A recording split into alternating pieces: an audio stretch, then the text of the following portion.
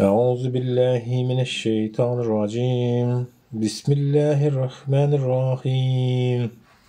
Bugünkü meclisler Kur'an-ı Kerim'in En'am suresini okuyacağız. 6. suresini. Türkmen diline baştan ayak. En'am suresi Mekke'de inen sürelerden bolup 165 ayettan ibarettir. Sürenin adı 126-144. ayetlerin arasında 6 yedek ağzalayan düye, sığır, koyun ve geçi yağlı ödüçü malları manisini anlayan En'am sözünden gelip çıkıyor. Sürede esasları inanç, ıhtikat, vahiy, peygamberlik, ölümden son dirilmek ve edilen amallara göre sıyla ya da ceza verilmek yağlı meseleler aydılık geçiliyor. Rahman ve Rahim olan Allah'ın adı bilen. Ehli hamdü senalar asmanları ve yeri yaradan, karanlığı ve aydınlığı bar eden Allah'a mahsustur. Munça alamatlardan son kapırlar, henizem butları özlerinin perdiverdigari bilen denk tutarlar. Sizi palçıktan yaradan, son acalı yazgıt eden oldur. Kıyamet günü için belirlenen vaat onun yanındadır. Sonsuz dirilcilecekdiniz hakda henizem şüphe ediyersiniz. Ol asmanlarda da, yerde de vaadata layık Allah'dır. Ol sizin gizleyeninizi de, eşkar ediyeniniz de bilyendir. Ol sizin hayırdan ve şerden kazanan zatlarınızı da bilyendir. Olar özlerinin perverdigarının ayetlerinden bir ayet gelse onun hükmen yüz övriyerler. Olar özlerine hak gelende onu yalan hasaplap, emma tiz vaqtda olara yansılan zatların havari gelir. Olar bizim özlerinden ön yeryüzüne size vermedik mümkünçüklerimizi veren, asmandan olara bol edip yağış veren deryarları öylerinin aşağından aktırıp koyan ençeme nesilleri yok edendiğimizi görmediler mi? Biz son oları günahları sebepli helak ettik ve onların yüzünden başka nesil yarattık.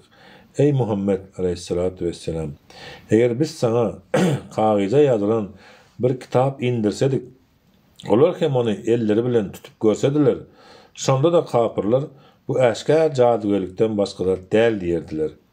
Düşündürüş, Kur'an-ı Kerim Peygamber Muhammed aleyhissalatu vesselam'ın cemail periştanın üstü bilen indirilendir. İndirilen ayetler kitap görünüşünde bolman dine okap verilip Peygamberimiz aleyhissalatu vesselam'a öğretilip yağ tutturulupdur.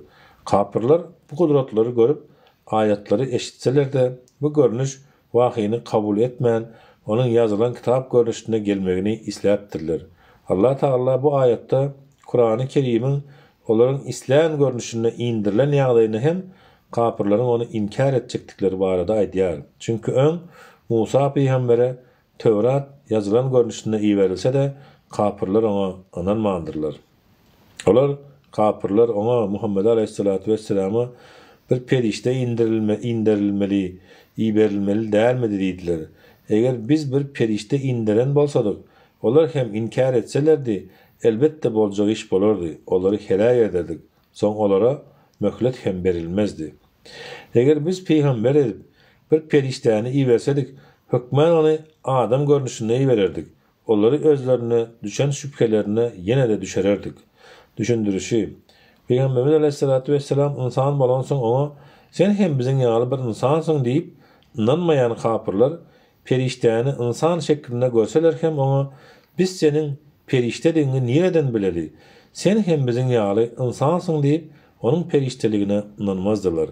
Onun getiren hak dinine kulak asmazdılar ve peygamberliğini hem tasdik etmezdiler. Kasam olsun, senden önkü geçen peygamberler hem yansılandılar. Sonun için hem yansılayan ol zatları azap, onlardan yansılayanların özlerini korşağa varlı. Ey Muhammed aleyhissalatu vesselam, sen olara siz yeryüzüne aylanın. Son peygamberleri yalancı hasaplananların sonunun ne hili bolandığını bir seredin divayet. Ayt, asmanlardaki ve yerdeki zatlar kiminki? Elbette Allah'ın kıdır. Ol rahmet etmegi öz baharlığına yazdı. Vezife edinli. Kasam bolsun, ol size şek şüphe bolmadyk. Amala aşşağına şek şüphe bolmadyk. Kıyamat gününde bir yere cemler, özlerini ziyana sokanlar ine olar inanmazlar. Gice de ve gündizde yerleşen ehli zat onunkudur. Ol ehli zatı eşidiyendir, bilyendir. Sen olara men asmanları ve yeri yoktan bar eden ehli canlı zada iyidiryen, rızkal veryen, emma özü iyimeyen ve iyidirilmeyen Allah'dan özgani dost tutunar mı deyip aydı. Son yine de bana Allah boyun bolonların ilkincisi bolmağım emir edildi ve hergiz Allah şerik koşanlardan bolma değildi deyip aydı. Ey Muhammed aleyhissalatu vesselam, sen olara men perverdigarime asi bolsam uli günün kıyamatın azabından korkarın deyip aydı. Kim ol gününü ondan azaptan soğulsa bes Allah ona rehim edendir, bu eşkar üstünlüktür. Eger Allah sana bir ziyan bela yetirse onu özünden başka açıcı dep etjek yoktur. Eger Allah sana bir peyda getirse bilip koyun, onun ehli zada gücü yetiyendir. Ol bendelerine hüküm etmekte ehli ihtiyara ve güce eyedir. Ol hikmet eyesidir, ehli zattan havardardır. Sen olara şayatlık taydan iň üstün zat nämedi? Soň aýt, meniň bilen sizin aranızda Allah şayattır. Bu Kur'an maňa, size ve yetişip bilen hemmelere, bütün insanlara duýdurmagym üçin iyi verildi. Siz hakykatdan hem Allah'ın ýany bilen başga hudaýlaryň barlygyna şayatlyk edýärsiňizmi? Soň ýene de men muňa hiç hili şayatlyk etmerindi. Soň olara ol yeketek Allah'dır. Taqiq men sizin şerik goşýan zatlaryňyzdan daşdyryn diýip aýdy. Düşündirişi, bir gün Mekke'nin kapırları Peygamberimiz Muhammed aleyhissalatu vesselam'ın yanına gelip, ey Muhammed sallallahu aleyhi ve sellem, biz senin peygamberliğini tasdiklayan hiç kim bilmeýäris. Sen hakda Nasranalardan ve Yahudilerden hem soradyk. Verin, olaryň aýtmagyna görä, ön kitaplarda sen barada hiç hili zat aýdylmandyr. Sen bize öz peygamberliğine şaýatlyk edýän birini görkez diýipdirler. Şonda ýokardaky ayet inipdir. Bizim özlerine kitap verenlerimiz Yahudiler ve Nasraniler onu Muhammed aleyhissalatu vesselam'ı öz oğullarını tanayışları ýaly tanaýarlar. Emma özlerine ziyan edenler ine olur, ona iman getirmezler. Düşündürüşi, ýokardaky ayet Yahudilerin ve Nasranilerin Hazreti Muhammed aleyhisselam'ın peygamberliğinin hakdygyny bilýändiklerini subut edýär. Olaryň mukaddes kitaplarına Peygamber aleyhisselam'ın geljegini buşlayan habarlar bardır. Bunu bilýän Abdullah ibn Salam atly bir Yahudi alim, men Muhammedi oğlumy tanaýşyndan hem has gowy tanaýaryn. Onun peygamberleriniň hakdygyna hiç şirket şüphem ýok. Emma çağan barada nireden bileýin? Belki enesiniň ma hyýanat eden bolmagy mümkin. Oňa şüphem bolup biler diýip jogap berdi. Allah yalan yönkenlerden ya da onun ayetlerini yalan hasaplananlardan has zalim kim bolup bilir? Taqiq zalimler azaptan halas bolmazlar. Biz ol kıyamet günü onların hemmesini bir yere cemle Allah şerik koşanları hani boş yere Allah şerik koşan hudaýlaryňyz nerede diýeriz? Soň olaryň fitnesi, ahirki netijeleri Perwerdigarimiz Allah kasam bolsun, biz Allah şerik koşanlardan bolmandyk diýmekden başga zat bolmaz. Seret, olar öz ýanlaryna nähili yalan sözlediler ve olaryň Hudaý diýip toslan zatlary nähili yitip gitdi. Olaryň arasynda Kur'an okayan mahalyň seni dinleýänler hem bar. Biz oňa Kur'any düşünmezler ýaly olaryň yüreklerini perdelep, gulaklaryny agyrlaşdyrdyk, keretdik. Olar eger her türlü alamatlary, mucizeleri görseler hem ona inanmazlar. Hatta olar senin ýanyňa gelenlerinde senin bilen jedelleşip bu Kur'an öňküleriň erteklerinden başga zat däldir diýerler. Düşündirişi, İbn Abbas radiyallahu anh rivayet etmegine göre Ebu Süfyan Velid ibn Mughira ve Nadir ibn Hars dağılar Peygamber aleyhissalatu vesselam'ı Kur'an okap otirka gelip dinlemeye durtturlar. Son olar Nadir'a yüzlenip Muhammed näme diýär aleyhissalatu vesselam diýip soranlaryna ol öň meniň size dürli ertekleri aýdyp berişim ýaly ol hem öten geçenleriň hekaýalaryny aýdýar diýipdir. Şonda Allah Taala ýokardaky aýaty indiren eken. Olar insanları ondan Kur'andan soğuyarlar hem de özleri ondan daşlaşarlar. Emma olar dine özlerini helak ederler. Yani olar bu hakikati duymayarlar. Sen olaryň odun, dozukyň öňünde durup, käşke biz ýene de bir gedek dünýä gaýtarylyp getirilsedik, Perwerdigarymyzyň aýatlaryny inkar etmesedik we müminlerden bolsadyk diýenlerini bir görsedin. Ýok, olar muny öňden bäri gizläp gelen etmişleri äşkär bolan soň yüzlerine urlan soň aýdarlar. Eger olar dünýä täzeden gaýtarylyp getirilseler-de, hökmän gadagan edilen zatlara elbetdiklere ýene de dönerdiler, taýyk olar ýalançydyrlar. Olar biziň dünýä ýaşaýşymyzdan başga ýaşaýyş ýokdur. Biz gaýtadan dirilmeliz diýdiler. Sen olary özleriniň Perwerdigarynyň öňünde duran wagtlary bir görsedin. Allah olara bu diriliş hakikat däl ekenmi diýenne olar Perwerdigarymyza kasam bolsun, elbetde bu hakikat ekeni diýerler. Allah ine indi inkar edeniň sebäpli azaby dadyn diýer. Allah gowuşmagy yalan hasaplanlar hakikatdan uly ziyan çekendirler.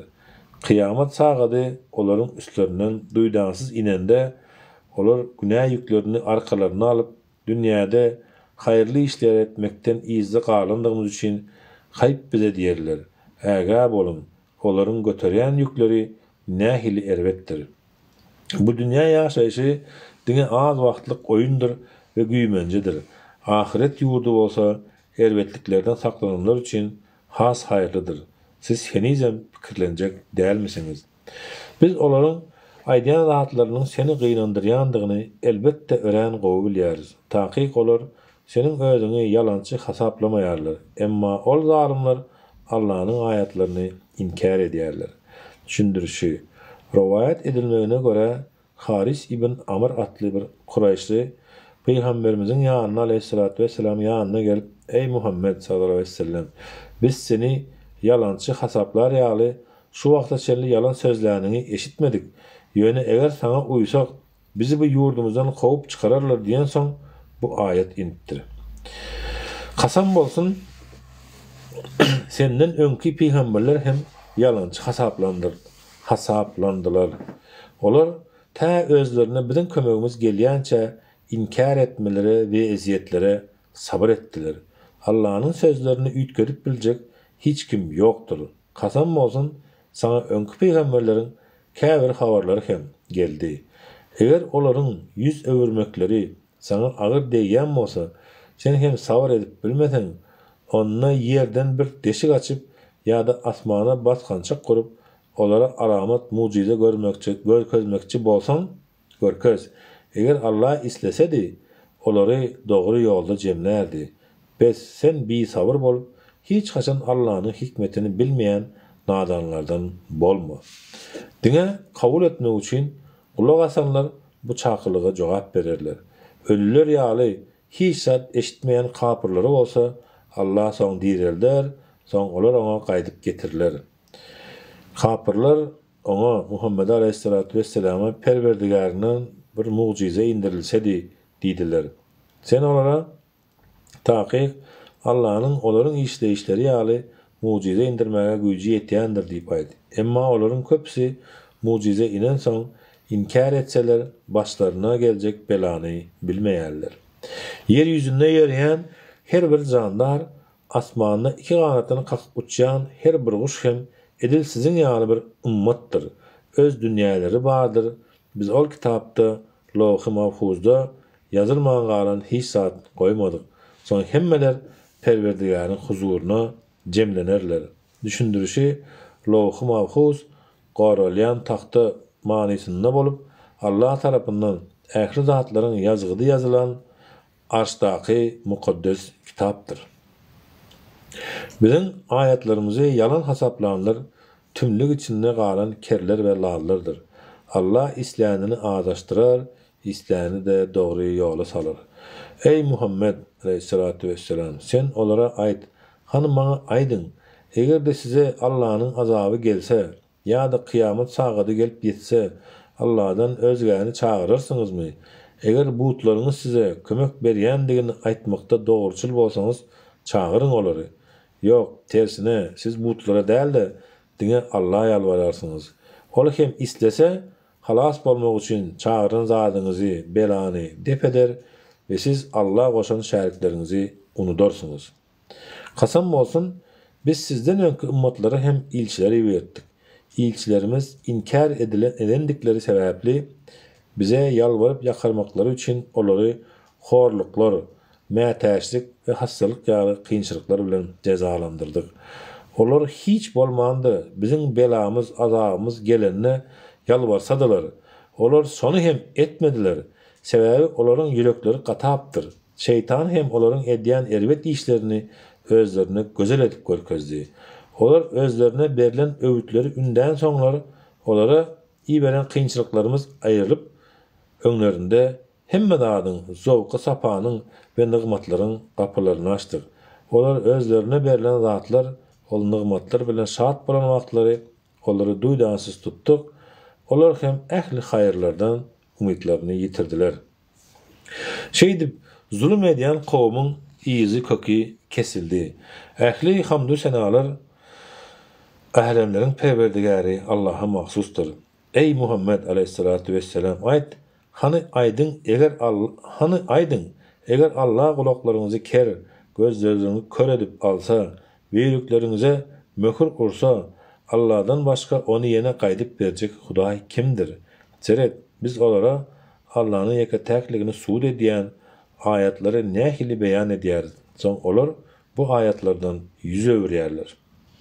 Sen aýt, siz hany aýdyn, özüňizi gördüňizmi? Eger Allah'ın azaby size duýdansyz ýa-da açaçan gelse, zalimlerden hey başgasy helak bolarmy? Biz peýgamberleri diňe möminleri cennet bilen buşlaýjylar we kapyrlara azap bilen duýdurjylar edip iýberýäris. Biz kim iman getirip özüni düzeltse, olara korky, howp ýokdur we olar gamgyn hem bolmazlar. Bizim ayetlerimizi inkar edenler bolsa, halka karşı gidip yoldan çıkandıkları üçün azaba duçar olurlar. Sen olara, men size Allah'ın hazinalary menin yanımda diýmeýärim. Men gaýby hem bilmeýärim.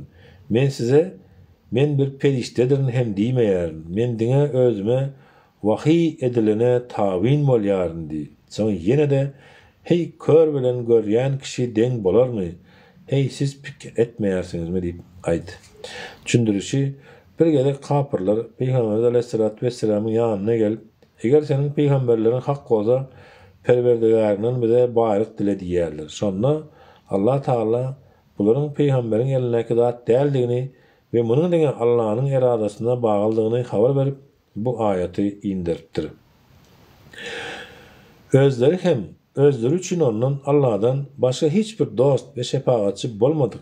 Perwerdigäriniň huzuruna cemlenmekden hawatir edýänleri, kapyrlykdan ve günah işleri etmekten saklanmaklary üçin onun Kur'anyň emirleri bilen gorkuz duýdur.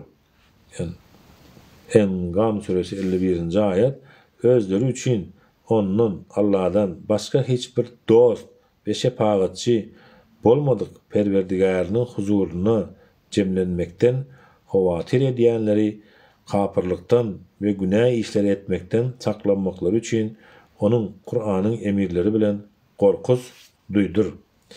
Onun Allah'ın diýdaryny, razylygyny isläp, ertir akşam özleriniň Perwerdigärine ýalwaryp niyaz edenleri ýanyndan kowma.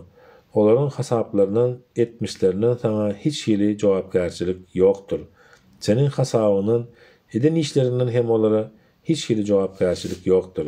Bes olary ýanyndan kowsaň, onda sen özüňe zulüm edenlerden bolarsyň. düşündürüşi. Mekkeli kapırlar Peygamberimizin yanına gelip eger sen yanındaky Habbab, Bilal, Ammar, Süheyb ýaly garypları kowsaň biz sana tabin bolarys diýenlerine bu ayetler inipdi. Şeydip biziň aramyzdan Allah'ın nygmat iman berenleri şularmy diýmekleri üçin biz olaryň käbirlerini, baýlaryny, käbirleri garyplar bilen synak etdik. Eýsem Allah iman we Kur'an nygmatynyň gadryny bilip şükür edenleri has gowy bilmeýärmi? Ey Muhammed aleyhissalatu vesselam, biziň ayetlerimize iman getirenler senin ýanyňa gelenlerinde olara size salamatlyk bolsun diýip aýdy.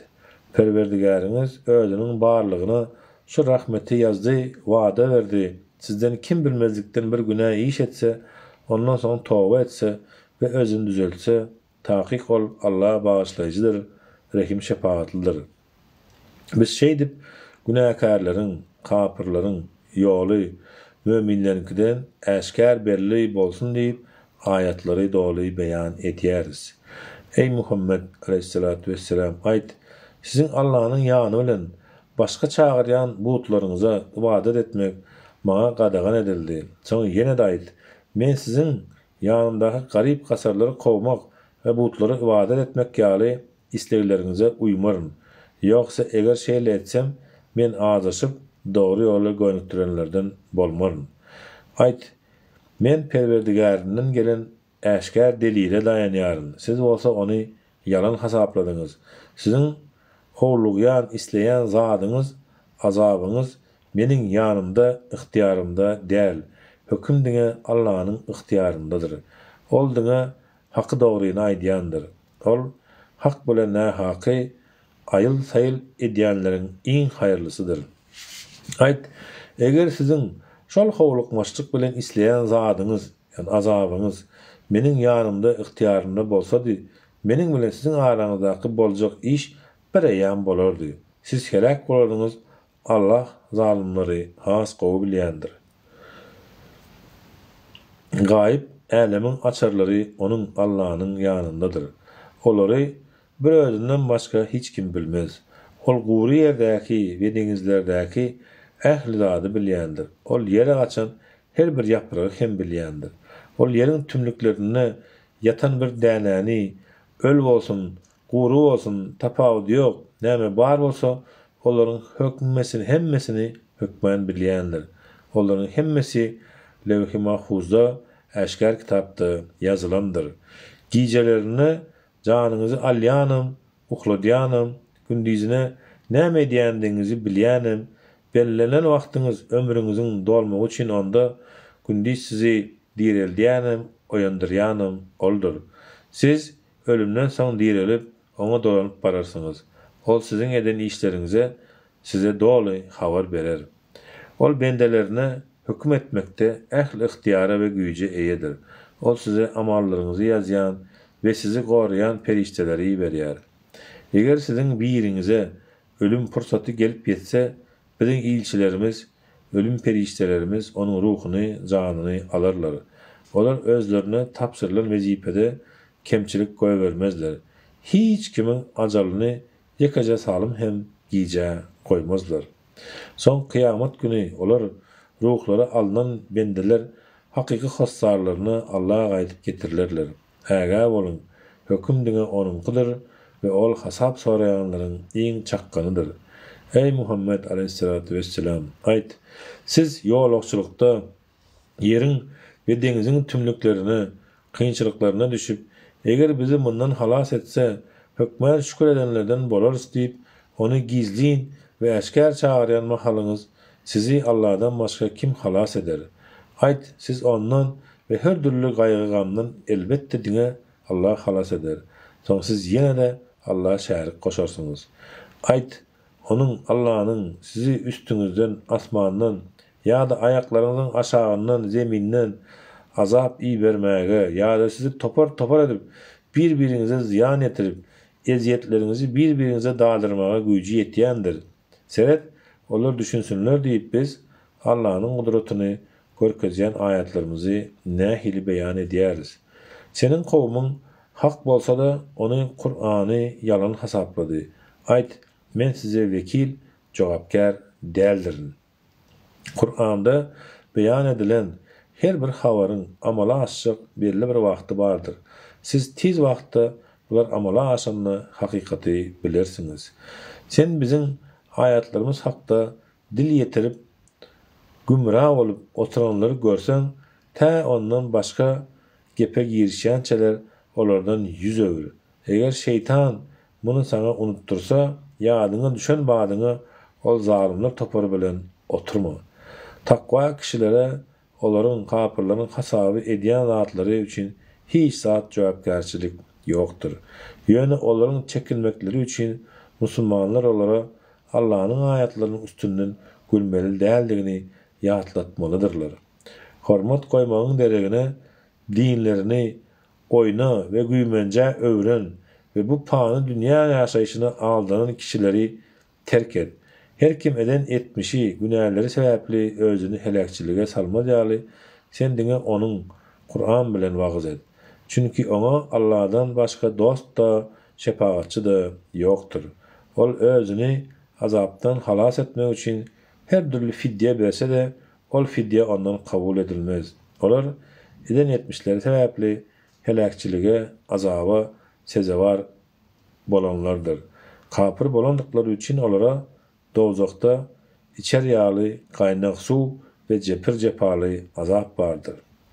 Ey Muhammed aleyhissalatu vesselam, aýt, biz inni Allah'dan başka bize hiç şeýle peýdasy bolmadyk. Ýa-da ziyan hem berip bilmeýän zatlary, putlary çağıralyňmy? Allah bizi dogry ýola gönükdirenden soň şeytanlardan azaşdyryp çölde sergezan bolup aýlandyrmak isleýän yoldaşlarynyň bolsa bizim ýanymyza geldiip dogry ýola çağırýan, ankarlayan kişiyi alıp ökçelerimizin üstüne İslam'dan izimize köp hudaýlyga öwrüliňmi? Ýene de aýt, Allah'ın gönükdiren ýoly hakiki dogry ýoldur. Bize älemleriň perwerdigarine boyun bolmak emir edildi. Bize namazy berjaý edin ve ondan Allah'dan gorkun diýip emir edildi. Sizin hemmäňiziň soňky jemlenjek ýeriňiz onuň huzurudur. Ol Allah asmanlary ve yeri hak ve hikmet bilen yaradandyr. Ol hak sözü bolan bol diýen güni hemme zat peýda bolar. Sura üflenjek günne mülk hökmürawanlyk onunkydyr. Ol gizlin ve äşkär ähli zady bilýändir.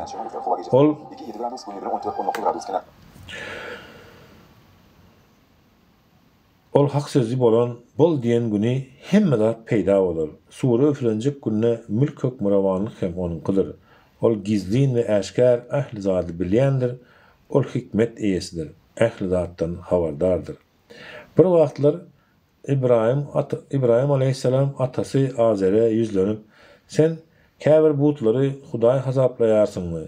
Takyk men seni ve senin kowmyny äşkär adaşmagyň içinde görýärin diýipdi. Bir şey dip Allah anyk ýanlardan bolmak üçin İbrahim aleyhisselamy Allah'ın asmanlardaky we ýerdäki melekutyny hökümdarlygyny görkezendir. Onu İbrahim aleyhisselam giyici tümlüğü örtünlü ol bir yıldız görüp kowmuna üzlenip sizin pikirinize göre bu menin perwerdigarim diýdi. Ol yıldız batan soň men batýanlary üýtkäp duranlary halamaýarym diýdi. İbrahim doğup gelýän aýy görenle sizin pikirinize göre bu menin perwerdigarim diýdi. Ol hem batan soň eger perwerdigarim maňa dogry ýol görkezmese men hökmen adaşanlardan bolarym diýdi. Soň doğup gelýän güni görenle eger sizden sorasam bu menin perwerdigarim, sebäbi bu has ulurak diýdi. Ol hem ýaşan soň ey kowmum, takyk men sizin Allah şärik goşan zatlaryňyzdan daşdyryn. Takyk men yüzümi hanif, hak dini bolup asmanlary we ýeri yaradan Allah'a öwürdim. Men Allah şärik goşanlardan däldirin diýdi. Kowmu onun bilen dawalaşmaga başlady. Ol olara siz meni dogry ýola gönükdiren Allah'ın birligi hakda meniň bilen jedel edýärsiňizmi? Men sizin ona şärik goşan zatlaryňyzdan gorkmaýaryn. Perwerdigarim näme işlese şol hem bolar. Perverdigarim ilmi bilen ehli zady goşap alındır. Hey pikir etmeýärsiňizmi? Siz Allah'ın özüňize hiçbir delil indirmedik zadyny oňa şärik koşmakdan gorkmaýarkaňyz, men nädip hakykaty bilip durkam, sizin oňa şärik koşan zatlaryňyzdan gorkaýyn. Eger bilýän bolsaňyz, hany aýdyň, bu iki toparyň haýsy howpsuzlyga, azapdan halas bolmaga has laýykdyr diýdi. İman getirip öz imanlaryny hiç hili zulüm, şäriklik gaçtyrmadyklar. Ine olar howpdan aman bolarlar we olar dogry ýoldadyrlar. Ine bular İbrahim aleyhisselamın kowmuna garşy durmak üçin beren anyk delillerimizdir. Biz İslamymyzyň derejelerini, mertebesini arttırarız. Taqiq sen Perverdigaryň hikmet eýesidir, ähli zady bilýändir. Biz oňa İbrahima aleyhisselamy, Ishak bilen Yakuby perzent berdik aleyhisselamy. Olaryň her gaýsyny dogry ýola peýgamberlige gönükdiripdik. Nuhy hem dogry ýola gönükdiripdik aleyhisselamy. We onuň zürýadyndan Dawudy, Süleymany, Eýuby, Yusuby, Musany hem de Haruny aleyhisselamy dogry ýola gönükdiripdik. Biz ýaxşy işleri edýänleri ine şeýdip syýlaglarys. Zekeriýany, Ýahýany, İsany we İlyasy aleyhisselamy hem dogry ýola gönükdiripdik. Olaryň hemmesi de salih bendelerdendi.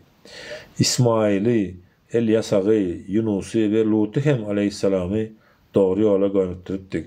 Olary öz ýaşan döwürlerine älem jahana peýgamberlik berip üstün etdik. Olaryň ata-babalarynyň zürýatlarynyň we doganlarynyň käbirlerini hem töwerleriniň sanladan üstün edip saýlap seçdik hem de dogry ýola gönükdirdik. Ine bu ýol Allah'ın dogry ýoludyr. Oňa bendelerinin islämini gönükdirer. Eger olar Allah şärik goşsadylar, onda olaryň ýeten şol derejelerini garamazdan eden ähli ýaxşy amallary puç bolardy. Ine olar bizim özlerine kitap, hikmet ve peýgamberlik beren bendelerimizdir. Eger olar kapyrlar bu aýatlarymyzy inkar etseler, onda biz inkar etmeýän bir kowmy möminleri olara derek vekil edenleriz, ýagny ilahy kitaplara tabin boljak möminler hökmän bolar.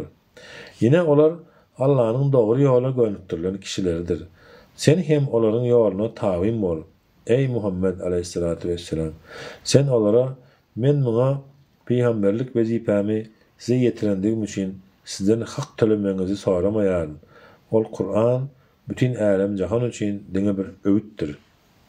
Yahudiler Allah şanyna laýyk derejede hormat goýmadylar. Çünkü olar Allah hiç bir adama, peýgambere hiç zat kitap indiren däldir diýdiler.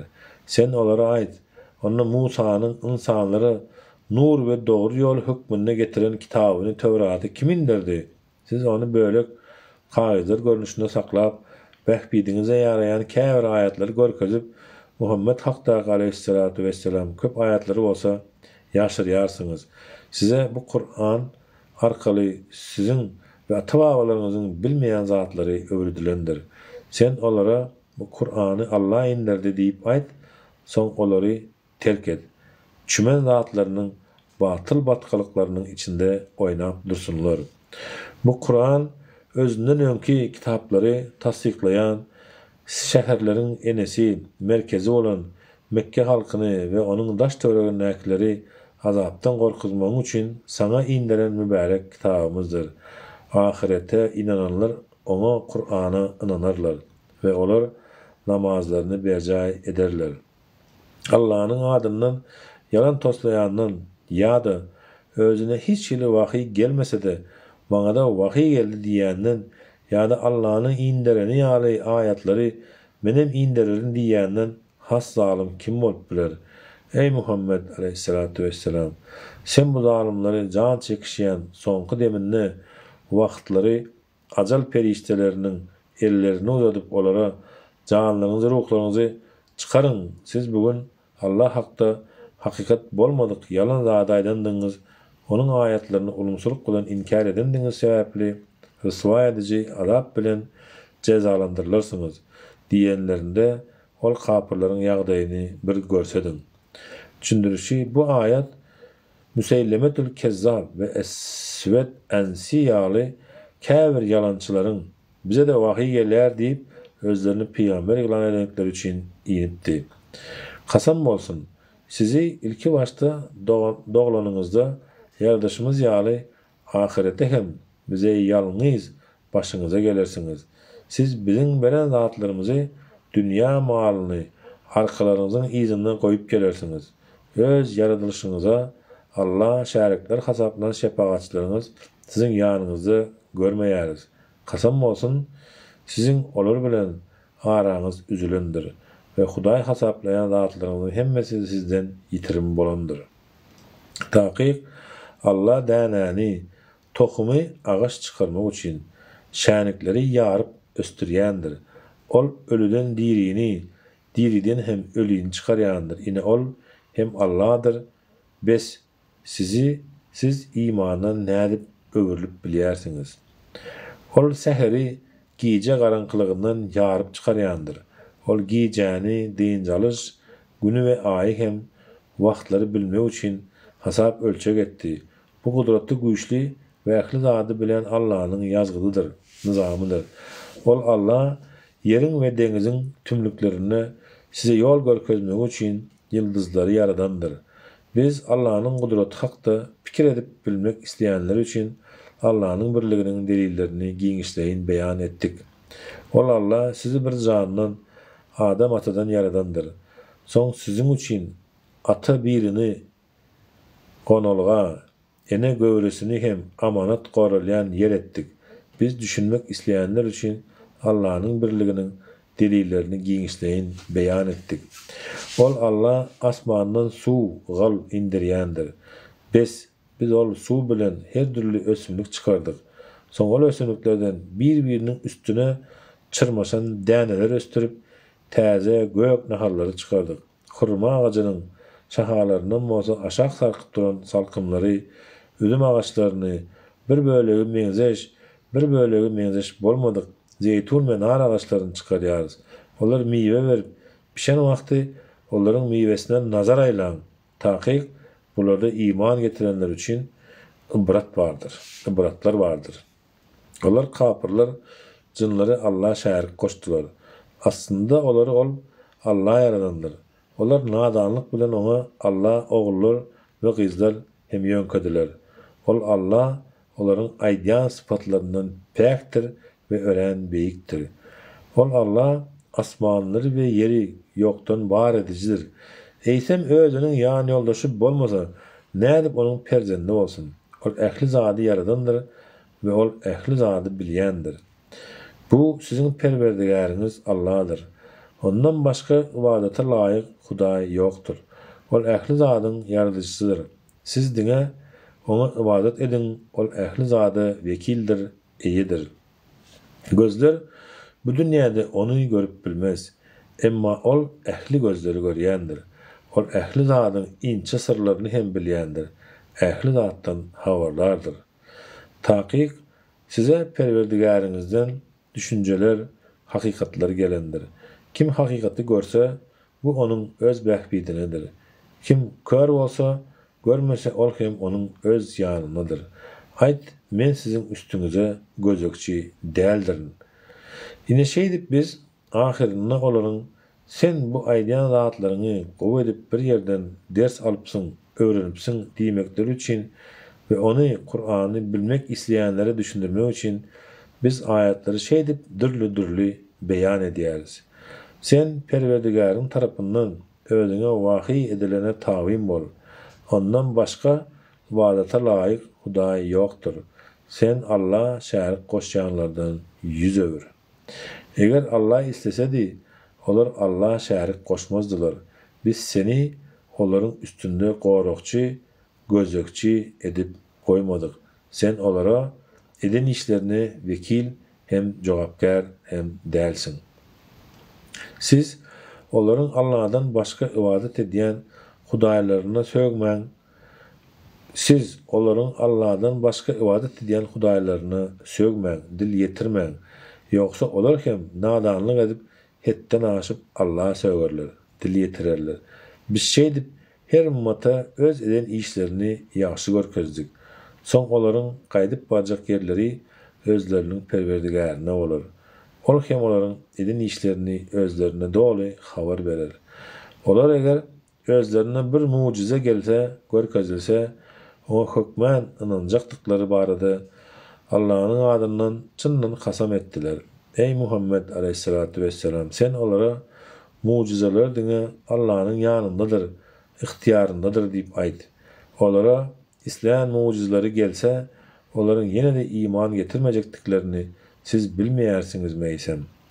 İlki başda ona mucize inanmaýyşlary ýaly biz olaryň ýüreklerini hakikaty duýmaz ýaly we gözlerini hem hakikaty görmez ýaly öwreriz. Biz olary aljyraň edip azanlyklarynyň içinde öz başlaryna goýarys.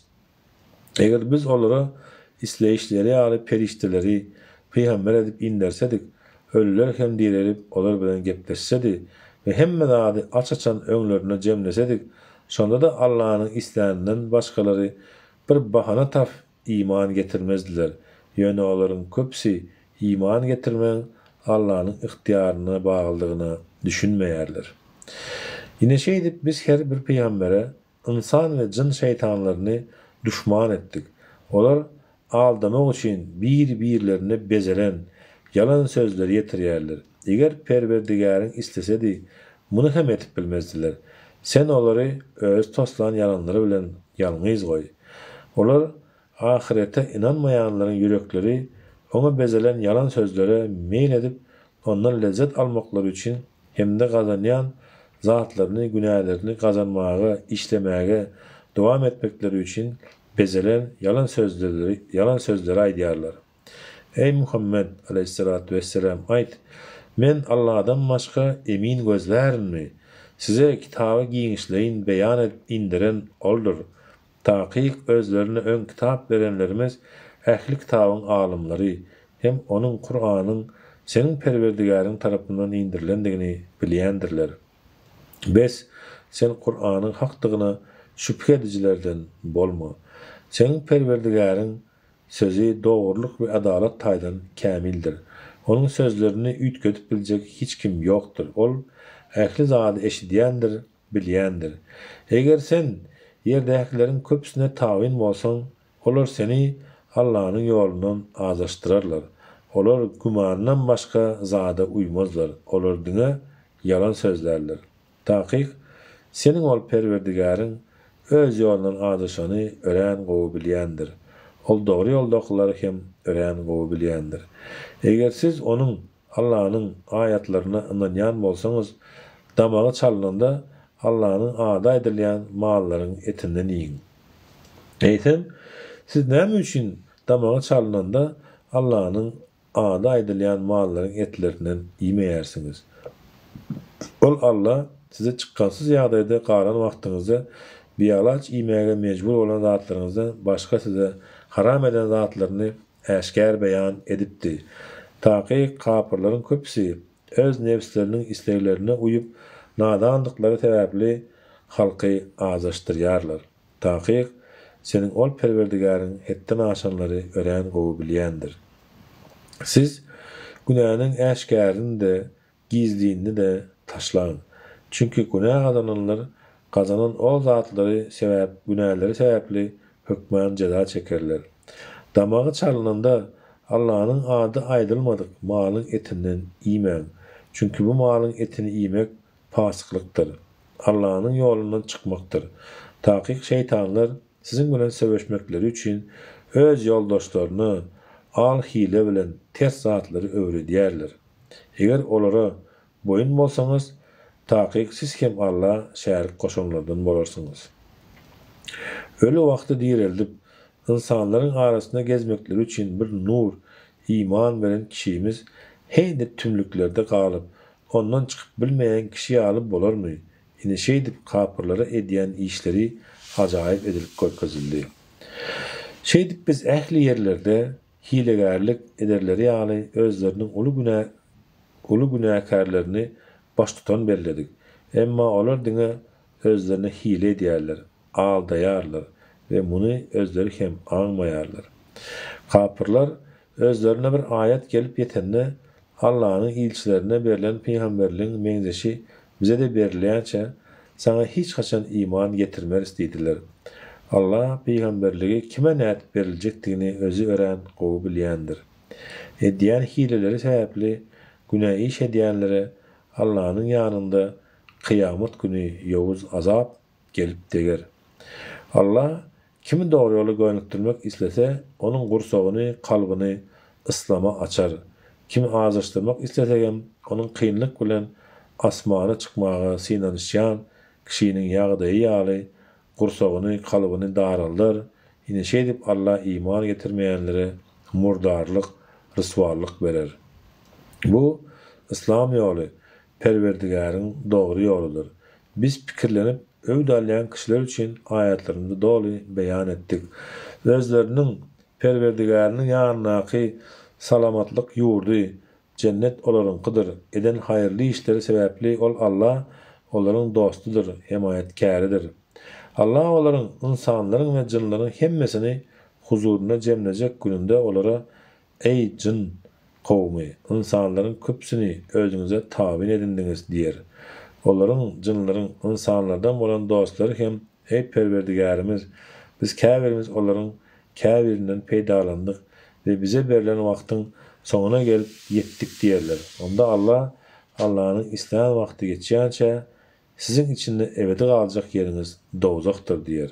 Taqiq senin Perwerdigäriň hikmet eýesidir, ähli zady bilýändir. Ine şeýdip biz gazanýan zatlary, günäleri sebäpli zalimleri bir-birlerine musallat ederiz. Ey jin ve insan kowmy, araňyzdan size meniň ayetlerimi düşündirýän ve bugüne gowuşjakdyňyzy, düşjekdiňizi duýduran peýgamberler gelmedimi? Olar biz gelen peýgamberleri inkar edip özümüze karşı özümüz şaýatlyk etdik diýerler. Hawa dünýä ýaşaýşy olary aldapdy ve olar özleriniň kafir bolandyklaryna özlerine karşı özleri şaýatlyk etdiler. Bu görnüşde peýgamberleriň iyi berilmegi senin Perwerdigäriň halky gapyl ilahy emirden bir habar bolan şäherleri, ülkeleri nähak ýere helak etmezligi üçindir. Düşündürüş. Allah Taala insanlara peýgamber iyi vermezden eden ýalňyşlary üçin olardan hasap soramaz. İnkar etmekleri ve günah işlemekleri sebäpli olary cezalandyrmaz. Emma insanlar iyi verilen peýgamberiň emirlerine kulak asman öz isleglerine göre hareket etseler ahirette azaba duçar bolarlar. Her kim eden işine göre türlü dereceleri kazanır. Senin Perwerdigäriň olaryň edýän işlerinden gapyl däldir. Senin Perwerdigäriň baýdyr, hiç zada mätäç däldir, rahmet eýesidir. Ol islese sizi ýok eder ve sizi başka bir kowmyň zurriýatyndan, neslinden ýaradyşy ýaly sizden soň ýeriňize islämni getirer. Taqiq size wada verilen zat hökmän geler. Siz Allah'ın etjek işleriniň öňüni alıp bilmersiniz. Sen aýt, ey kowmum, siz näme başarýan bolsaňyz edin, aýamaň. Men hem etjegimi ederim. Allah'ın görkejen hak ýoluna ýörärin. Siz dünýäniň ajaýyp soňunyň netijesiniň kiminki boljakdygyny tiz wagtda bilersiňiz, göz ýetirersiniz. Taqiq zalimler hiç kaçan halas bolmazlar. Olar butparazlar Allah'ın yaradan ekinlerinden ve mallarından özleriçe ona Allah bir pay keskitlediler ve özlerinin toslama düşüncelerini eğerip bu Allah'ınki, bu hem hudaýylykda şäriklerimizinkidir, butlarınkidir diýdiler. Biz olaryň şäriklerine butlaryna değişli olan pay Allah üçün niyetlenen yerlere sarf edilmek için yetmeýärdi, ulanylmaýardy. Emma Allah üçün keskitlenen pay şäriklerine butlaryna yetýärdi. Olar üçün ulanylýardy. Olaryň berýän hökümleri nähili elbetdir. Düşündürüşi. Butparazlar Allah ve özlerinin butlary üçün ekin ekýärdiler. Allah üçün ekenleri yetişip hudaýlarynyň adyny ekenleri bitmese Allah üçün ekenlerinin bir bölüğünü Hudaýlaryna degişli paýa goşup, Allah hiç sada mätäç bolmadyk Hudaýdyr. Bular bolsa mätäçdirler diýerdiler. Tersine, ýagny butlaryna degişli ekin yetişip, Allah üçün ekilen ekin bitmese welin, Allah'ın paýyna hiç zat goşman, Allah hiç sada mätäç däldir diýerdiler. Ine şeýdip, ol şärikleri, butlary, şärik goşanlaryň köpsine özleriniň gyz perzentlerini öldürmegi gowy iş etip görkezdi. Bu olaryň perzentlerini helak etmekleri hemde İbrahim aleyhisselamyň peýgamberiniň İbrahim peýgamber aleyhisselamdan gelýän hak dinlerini bulaşdırıp bozmaklary üçin şeýle görkezildi. Eger Allah islesedi, olar muny edip bilmezdiler. Bes, sen olary tostan yalanlary bilen ýalňyz goý. Olar şol batyl düşünjeleri bilen bu butlara niyetlenilen mallar bilen ekinler qadagandyr. Olary biziň isläänimizden başgasy iýip bilmez. Bular üstüne minmek haram olan mallar da diýdiler.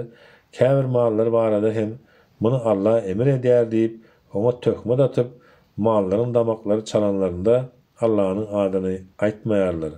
Olaryň bu töhmetleri sebäpli Allah tiz wagtda olaryň jazalaryny berer.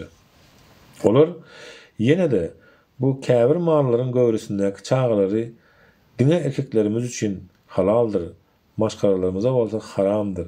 Eger çağa ölü de olsa, olar erkekler we aýarlar mundan deň derejede şärikdirler diýdiler.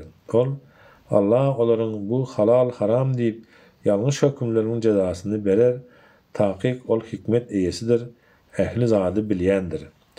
Nadanlyk we düşünjesizlik zararly akmaklyk bilen çağalaryny öldürenler we Allah'ın özlerine nesip eden rızklarını Allah töhmet atyp haram hasaplananlar taýyk dolu ziýana uçradylar. Olar azaşdylar, dogry ýolda tapmadylar.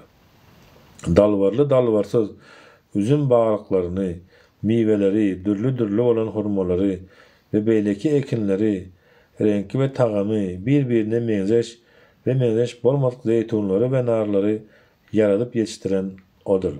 Olar miwe beren wagty miwelerinden iýin. Hasyl ýynalan wagty hüşürüni berin.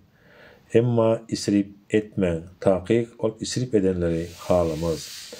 Mallaryň hem käbiri ýük taşaýan, käbiriniň ýüngünden we çöpüründen geyim tikilip düşük tokalýan edip yaratdy. Allah'ın size beren rızkalından iýin, ýene şeytanyň ädimleriniň izine düşmeň, taýyk ol siziň äşkär düşmanyňyzdyr. Allah goýundan 2, geçiden 2 edip 8 jüwet mal yaratdy. Sen olara aýt, Allah 2 erkegini haram etdimi ýa-da 2 urkoçysyny, ýa-da 2 urkoçy malyň göresindäkleri haram etdimi? Eger dogruçul bolsaňyz, bilime we tejribe daýanyp habar berin. Düşündirişi, İslamdan öňki nadanlyk döwrüniň araplary käte erkek, käte urkoç haýwanlary, käte bularyň köşeklerini, kölelerini, kuzularyny haram hasaplar ekenler. Kur'an-ı Kerim'in ayetlerine sanalyp geçen 8 baş malyň halaldygyny bildirip, olaryň bu hereketleriniň ýalňyşdygy görkezilýär. Bu ýerde aýdylmak istenilýän zat şudur: hiç kim öz düşünjesine göre haýsydyr bir zady haram ýa-da halal edip bilmez. Bu hukuk diňe Allah'a degişlidir. Allah düýeden 2, sığırdan hem 2 jüwet yaratdy. Sen olara aýt, Allah 2 erkegini haram etdimi ýa-da 2 urkoçysyny, ýa-da 2 urkoçy malyň göwresindäkileri haram etdimi? ýa-da Allah size bu zatlary gadagan edýärke siz şaýady bolduňyzmy eýsem? Nadanlyk edip insanlary azaşdyrmak üçin toslan ýalanyny Allah'ın adından aýdýandan has zalim kim bolup biler? Taýyk Allah ol zalim kowmy dogry ýola görüpdirmez. Ey Muhammed aleyhissalatu vesselam aýt, maňa wahy edenleriň arasynda Kur'an'da bir kişinin iýän zatlarynyň arasynda läş, damak kan, nejisdigine hiç şüphe bolmadyk döňüz eti ýa-da Allah'dan başgasynyň adyna damağı çalınan maldan başka haram edilen zat tapmayarın. Emma kim çaresiz kalsa özgäniniň hakyna el gatmazdan hem de zerurluk çägini geçmezden bulardan iýip biler. Taqiq senin perwerdigäriň bağışlaýjydyr, rekim şepaatlydyr. Biz Yahudilara goýundan, geçiden, sığırdan başka ähli toýnakly mallary iýmegi haram etdik. Sığırın ve goýunyň uýruklaryny ýağlaryny we iç ýağlaryny haram etdik. Ýöne içegelerde bolan ýa-da süňklere ýapyşan iç ýağlary haram etmedik. Hetden aşandyklary üçin olary şeýdip cezalandyrdyk. Taqiq biz dogruçyldyrys. Eger olar seni yalançy hasaplasalar, olara sizin perwerdigäriň merhemeti giňdir. Onuň azaby günäkär topardan gaýtarylmaz diýip aýdy. Allah şärik koşanlar eger Allah istesedi bizem ata-babalarymyzam Allah şärik koşmazdyk. Hiç bir zady hem öz-özümizden haram etmezdik diýerler. Olardan öňküler hem täbiziň azabymyzy dadýançalar peýgamberlerini yalançy hasaplapdylar. Aýt, sizin ýanyňyzda, elinizde bize orta koyup biljek anyk maglumatyňyz, belli bir deliliňiz barmy? Siz diňe ýalňyş çaklama uýarsyňyz, hem de diňe yalan sözleýärsiňiz. Aýt, iň anyk delil Allahyňkydyr. Eger ol istesedi, elbetde sizin hemmäňizi dogry ýola gönükdirerdi. Aýt, hany taqiq Allah şuny ýokarda azylan 8 baş haýwany haram etdi diýip tasdiklayan şayatlary getirin. Eger olar yalan yere şayatlyk etseler, sen olar bilen birlikde şayatlyk etme. Bizim ayatlarymyzy yalan hasaplanlaryň, ahirette inanmayanlaryň hem de butlaryny özleriniň perwerdigärine deň tutanlaryň isleglerine uýma. Aýt, gelin men size perwerdigäriňiziň nämeleri haram edendigini okap bereýin. Oňa hiç sady şärik koşmaň. Ene ata ýaxşylyk edin. Mätäçlik duýgusy, korkusy bilen çağalaryňyzy öldürmäň. Çünki sizin hem, onlaryň hem rızkalyny beren bizdiriz, ýagny Allah'dır. Elbetlikleriň äşkärine de, gizliğine de kolaylaşmaň. Allah'ın haram eden janyny haksız yere kast etmäň. Ine akıl yetirersiniz diýip Allah size şulary emredýär. Kämillik ýaşyny ýetýänçe yetimiň emlägini iň gowy şekilde goraň. Ölçegi, çekimi dogry we dürüst çekin. Biz hiç kime güýjüniň ýetýäninden artygyny ýüklemeýäris. Bir söz sözläningizde ol garyndaşyňyzdan bolsa, diňe dogry sözleri, adalatly sözlän. Allah beren ähdi peýmanyňyza wepaly bolun. Allah bulary sizin pikirlenmeňiz üçin emir etdi. Taqiq bu İslam meniň dogry ýolumdyr. Biz siz diňe oňa uýun. Başga ters ýollara uýmaň. Ters ýollar sizi Allah'ın ýolundan daş düşürer. Allah bulary sizin elbetliklerden saklanmaňyz üçin emir etdi. Soň biz ýaxşy amal edenlere nygmatymyzy dogry bermek, dini taýdan hem zada giňişleýin beýan etmek, hem de dogry ýola gönükdirmek we rahmet edip, olaryň özleriniň perwerdigärine gowuşjakdyklaryny ananmaklary üçin Musa aleyhissalama ol kitabı Tevrat'ı berdik. Yine bu kitap, Kur'an bizim indirilen mukaddes kitabımızdır. Biz siz ona tavim bolun, merhamet edilmeňiz üçin.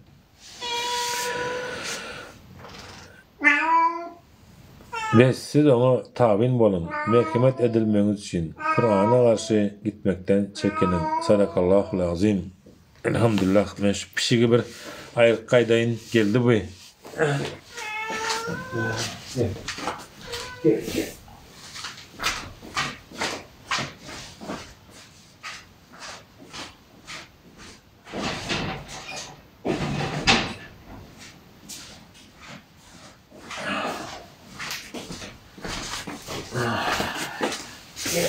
Bismillah, bağışla.